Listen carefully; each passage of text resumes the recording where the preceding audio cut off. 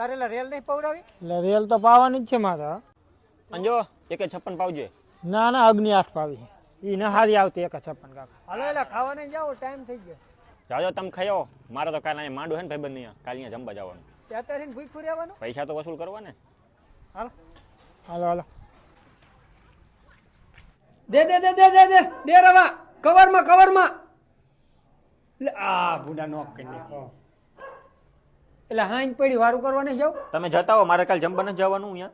જમવા તમારે જવાનું, પણ તાર કોઈ ભૂખ્યા નહીં રહેતા. પૈસા તો વસૂલ કરવા ને. હાલ રવા.